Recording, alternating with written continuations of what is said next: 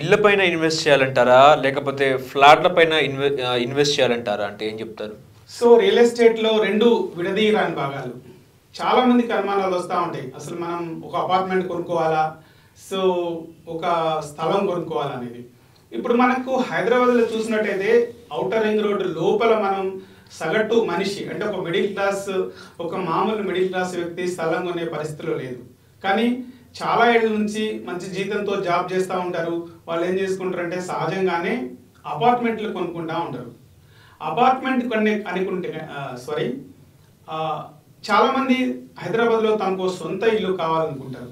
అది అపార్ట్మెంట్ కొనుక్కుంటే పోతుంది కదా, మనం సొంత ఇంట్లో ఉండే ఫీలింగ్ అది వేరు అనుకుంటారు. కానీ నిజానికి అపార్ట్మెంట్ అనేది ఒక లయబిలిటీ, అంటే మనకు అప్పు. అది మనం రెంట్ కట్టాల్సింది మనం ఏం చేస్తామంటే ఆ బ్యాంక్ నుంచి లోన్ తీసుకొని ఈఎంఐ కడతాం. ఎందుకంటే మిడిల్ ఇన్కమ్ గ్రూప్ అంతా కూడా లోన్స్ మీద ఆధారపడి అపార్ట్మెంట్ కొంటారు. అదే టైంలో స్థలాల మీద ఇన్వెస్ట్ చేసినట్టయితే స్థలాల రేట్లు బాగా పెరుగుతాయి. ఉదాహరణకు మనకు మాదాపూర్ ఆ ప్రాంతాల్లో ఒక 20-30 సంవత్సరాల క్రితం స్థలాలు కొన్న వాళ్ళంతా ఈరోజు కోటీశ్వర్లు అయిపోయారు. అంటే అక్కడ 300 రెట్లు పెరిగింది. కూకట్పల్లి ప్రాంతాల్లో 250 రెట్లు పెరిగింది. అదే మన సాగర్ రోడ్లో 150 రెట్లు పెరిగింది. అంటే మనకు ఈ మొత్తం కూడా మనకి ట్రాన్సాక్షన్ ఏం చెప్తుంది అంటే స్థలాల మీద మనం ఇన్వెస్ట్ చేసినట్టయితే మంచి ఆదాయం వస్తుంది. మనం ఒక ప్లాట్ కొనుక్కున్నట్టయితే ఆ ప్లాట్ మనలాగానే వర్క్ చేస్తుంది. అంటే మనం ఒక జాబ్ చేస్తున్నప్పుడు మన జీవిత కాలంలో మనం ఎంతైతే సంపాదిస్తామో ఆ ప్లాట్ కూడా అంతే సంపాదిస్తాము. అయితే అలా అంతే సంపాదిస్తుంది. అంటే ఒక ప్లాట్ కూడా మన జీవిత కాలంలో మనమైతే ఎంత సంపాదిస్తామో ఒక ప్లాట్ మీద ఇన్వెస్ట్ చేస్తే దాదాపు అందులో సగం దాకా మనకు పెరుగుతుంది. అంటే రేటు మనకు మురళీమోహన్ గారు ఇట్లాంటి వాళ్ళు జేబీరీ గ్రూప్లో ఉన్న మురళీమోహన్ గారు ఇలాంటి వాళ్ళు రియల్ ఎస్టేట్ గురించి మనకి ఇప్పటివరకు చెప్పున్నారు. రియల్ ఎస్టేట్లో ఇన్వెస్ట్ చేయడం వల్ల మనం బాగా మన ఇన్వెస్ట్మెంట్కి బాగా అప్రిషియేట్ అవుతుందని చెప్పేసి.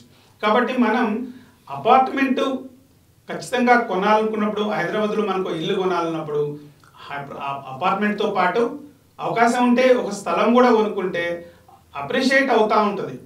మామూలు సాధారణంగా ఏంటంటే ఒక అపార్ట్మెంటు రోజులు గడిచే కొద్దీ దానికి డిప్రిషియేట్ అవుతూ ఉంటుంది, దాని విలువ తగ్గిపోతూ ఉంటుంది. ఎందుకంటే అది పాతబడిపోతూ ఉంటుంది, కాంక్రీట్ కాబట్టి అనేక రకమైన రిపేర్స్ అయ్యి వస్తాయి. అదే ఒక స్థలం కొన్నట్టయితే అది రోజు రోజుకు నిత్య నూతనంగా డెవలప్ అవుతూ ఉంది. అంటే మనకు మంచి అప్రిషియేషన్ వస్తుంది, మంచి రిటర్న్స్ కూడా వస్తాయి. సేఫెస్ట్ ఇన్వెస్ట్మెంట్ మనకు ప్రపంచంలో ఏదైనా ఇన్వెస్ట్మెంట్ ఉందంటే సేఫెస్ట్ ఇన్వెస్ట్మెంట్ ల్యాండ్ మీదనే. అది ఎక్కడ పడితే అక్కడ కొంటే రాదు. ఉదాహరణకు మనకు రూరల్ ఏరియాలో ఎకరం పొలం కొనుక్కున్నాం అనుకోండి, అది అంతగా అప్రిషియేట్ కాదు, అయితే పెరుగుతుంది కానీ మనము ఊహించినంత పెరగదు. అదే హైదరాబాద్లో అనుకోండి, మాదాపూర్లో 3,000కు గజం కొన్న వాళ్ళు ఈరోజు 2 లక్షలు, 2.5 లక్షలు, 3 లక్షలు కూడా కొన్ని చోట్ల అప్రిషియేట్ అయింది. మరి అదే సమయంలో పల్లెటూరు ప్రాంతాల్లో భూములు కొనుక్కున్న వాళ్ళకు పెరిగింది, 10 లక్షలు 15 లక్షలు వచ్చింది. వీళ్లకు మాదాపూర్ ప్రాంతాల వాళ్ళకు కోట్లలో ఆదాయం వచ్చింది. కాబట్టి ఖచ్చితంగా ల్యాండ్ మీదనే, అంటే వీలైతే మన దగ్గర బడ్జెట్ ఉన్నట్టయితే విల్లాస్ లాంటివి కొనుక్కోవచ్చు. విల్లాస్ లేని వాళ్ళు, కొనలేని పరిస్థితిలో ఉన్న వాళ్ళు మనం మామూలుగా ఒక స్థలం కొనుక్కోవచ్చు. అపార్ట్మెంట్ ఖచ్చితంగా మనకు ఇల్లు కావాలనుకున్నప్పుడు అపార్ట్మెంట్ మన ఛాయిస్ అవుతుంది. అపార్ట్మెంట్ కంటే కూడా మనం స్థలం మీద పెట్టుబడి పెట్టడం వల్ల మనకు మంచి రిటర్న్స్ వచ్చే అవకాశం ఉంది. ఫ్యూచర్లో మనకు ఒక ఆదుకుంటుంది. అదే అపార్ట్మెంట్ అయితే ఫ్యూచర్లో మనల్ని ఖర్చు పెట్టిస్తుంది. ఓకే, అయితే అసలు రియల్ ఎస్టేట్ను ప్రభావితం చేసే అంశాలు ఏవి అంటే ఏం చెప్తారండి? రియల్ ఎస్టేట్ని రియల్ ఎస్టేట్ రంగాన్ని ప్రభావితం చేసే అంశాలు అనేక ఉన్నాయి. అంటే ఉదాహరణకు రియల్ ఎస్టేట్ గవర్నమెంట్లో మారినప్పుడు అసలు రియల్ ఎస్టేట్లో ఇన్వెస్ట్ చేయాలా వద్దా అని చెప్పేసి చాలామంది ఏమనుకుంటారంటే వెనుక ముందు ఆడుతూ ఉంటారు. దానివల్ల ఏమిటంటే మార్కెట్ కొంచెం స్లో అయినట్టు కనిపిస్తుంది. అంటే గవర్నమెంట్లు సుదీర్ఘకాలం ఉన్న గవర్నమెంట్లు ఏం చేస్తాయంటే తమ గవర్నమెంట్ని బాగా పనిచేస్తుందని చెప్పుకోవడం కోసం కొంచెం రియాలిటీకి చాలా ఇంపార్టెన్స్ ఇచ్చి రకరకాల డెవలప్మెంట్స్ ఆ ఏరియాలో చేయటం, ఓఆర్ఆర్ పెట్టడం, అట్లాగే యూనివర్సిటీలను పెట్టడం, ఇట్లా ప్రతి వాళ్ళకు కూడా ఇంపార్టెన్స్ ఇస్తూ ఉంటాయి. సో అంతకుముందున్న గవర్నమెంట్ల కంటే కూడా ఇప్పుడు మళ్ళా వస్తున్న గవర్నమెంట్ కూడా ఏం చేస్తుంది, తమకు కూడా ఆ డెవలప్మెంట్లో షేర్ చేసుకోవాలనే ఒక ఆలోచనతో ఆ గవర్నమెంట్ కూడా తమ విధానాలన్నింటినీ కూడా డెవలప్మెంట్కి అనుగుణంగా మార్చుకుంటాయి. ఎందుకంటే దీనివల్ల గవర్నమెంట్కు రెండు రకాలైన లాభాలు ఉంటాయి. ఒకటి, గవర్నమెంట్కి ఆదాయం వస్తుంది. రెండు, ఎంప్లాయ్మెంట్ కూడా జనరేట్ అవుతుంది. ఉదాహరణకు మనం చందనవల్లి ఈ ప్రాంతంలో, సీతారాంపూర్ ప్రాంతంలోకి వెళ్తే సండే రోజు హైదరాబాద్లో ఎట్లాగైతే వీధులలో జనాలు ఉంటారో ఆ ప్రాంతాల్లో కూడా అంత జనాలు ఉంటారు.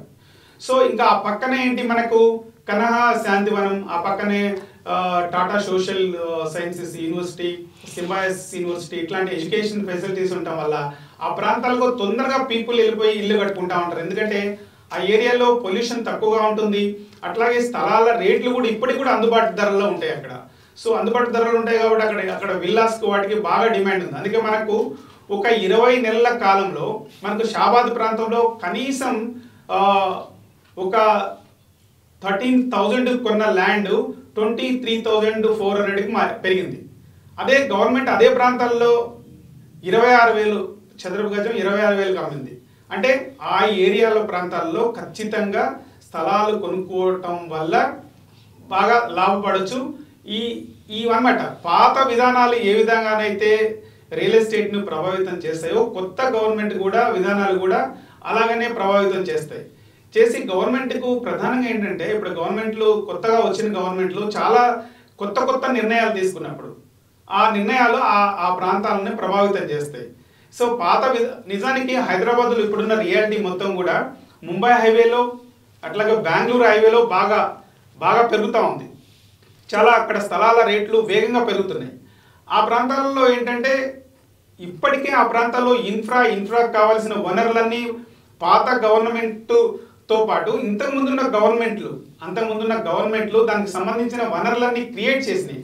ఇప్పుడు గవర్నమెంట్ దాన్ని ఇంప్లిమెంట్ చేయడమే. ఖచ్చితంగా కొత్త గవర్నమెంట్ ఖచ్చితంగా ఇంప్లిమెంట్ చేస్తుంది.